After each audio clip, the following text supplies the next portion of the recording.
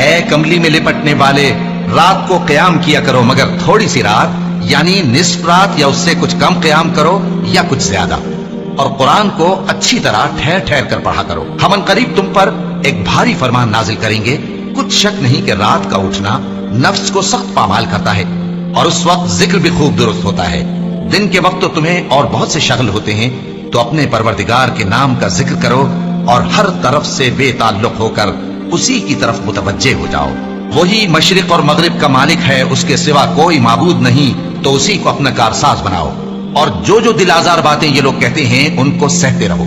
اور خوبصورتی سے ان سے کنارہ کش رہو، اور مجھے ان جھٹلانے والوں سے جو دولت مند ہیں سمجھ لینے دو،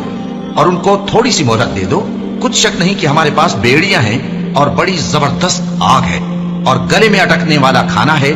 اور درد دینے والا عذاب ہے۔ جس دن زمین اور پہاڑ کانپنے لگیں اور پہاڑ ایسے بھربھرے ہو جائیں گے جیسے ریت کے ٹیلے، اے اہل مکہ، جس طرح ہم نے فرعون کے پاس موسیٰ کو پیغمبر بنا کر بھیجا تھا، اسی طرح تمہارے پاس بھی محمد صلی اللہ علیہ وآلہ وسلم ایک رسول بھیجے ہیں جو تمہارے مقابلے میں گواہ ہوں گے۔ سو فرعون نے ہمارے پیغمبر کا کہا نہ مانا تو ہم نے اس کو بڑے دردناک انداز سے پکڑ لیا۔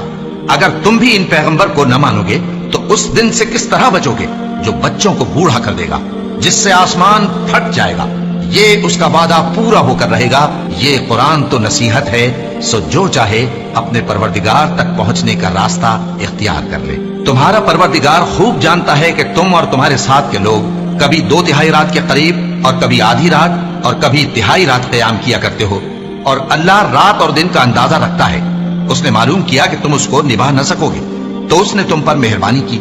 بس جتنا آسانی سے ہو سکے اتنا قرآن پڑھ لیا کرو۔ اس نے جانا کہ تم میں بعض بیمار بھی ہوں گے، اور بعض اللہ کے فضل یعنی معاش کی تلاش میں ملک میں سفر کریں گے، اور بعض اللہ کی راہ میں لڑیں گے، تو جتنا آسانی سے ہو سکے اتنا قرآن پڑھ لیا کرو، اور نماز قائم کرتے رہو، اور زکوٰۃ ادا کرتے رہو، اور اللہ کو نیک نیتی سے قرض دیتے رہو، اور جو عمل نیک تم اپنے لیے آگے بھیجو گے اس کو اللہ کے ہاں بہتر اور صلے میں بہت عظیم پاؤ گے،